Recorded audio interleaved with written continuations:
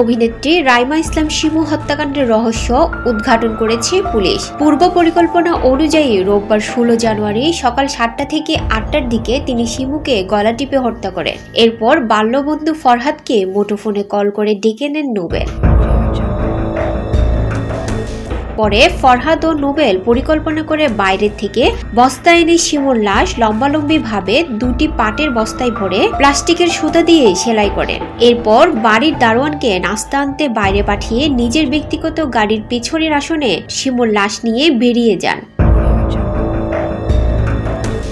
প্রথমে নোবেল ও ফরহাদ মিরপুরের দিকে গিয়েছিলেন, কিন্তু সেখানে লাশ গুমের উপযুক্ত পরিবেশ না পেয়ে তারা আবার বাসায় ফেরেন। রবিবার সন্ধ্যায় আবার তারা লাশ গুম করতে রাজধানীর মোহাম্মদপুর বসিলা ব্রিজ হয়ে কেরানীগঞ্জের দিকে যান। আনুমানিক রাত 9:30টায় আলীপুর ব্রিজের 300 গজ দূরে সড়কের পাশে ঝোপের ভেতর লাশটি ফেলে চলে যান তারা।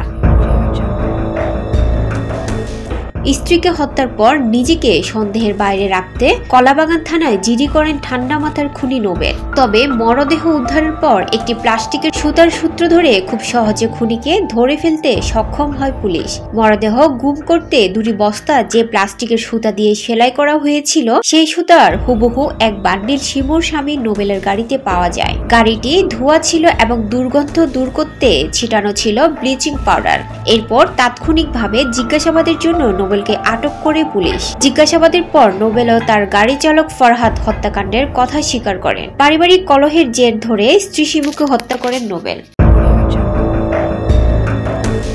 কাজী হায়াত পরিচালিত বর্তমান সিনেমা দিয়ে 1998 সালে চলচ্চিত্র অভিষেক ঘটে শিমুর। পরের বছরগুলোতে দেলোয়ার জাহান ঝন্টু, চাষী নজরুল ইসলাম, শরীফ উদ্দিন খান, দীপু সহ আরও বেশ কিছু পরিচালকের প্রায় 25 সিনেমায় পার্শ্ব চরিত্রে দেখা যায় তাকে।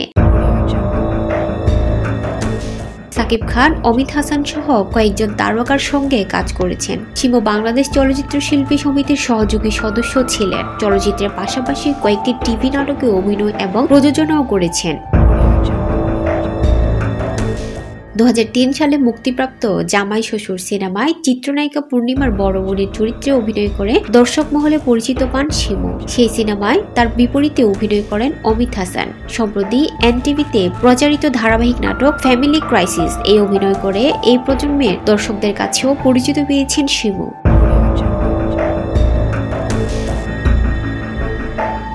তার ফেসবুক পেজে দেওয়া তথ্য অনুযায়ী একটি বেসরকারি টেলিভিশনের বিপণন বিভাগে কাজ করার পাশাপাশি একটি প্রোডাকশন হাউসও চালাতেন এই অভিনেত্রী।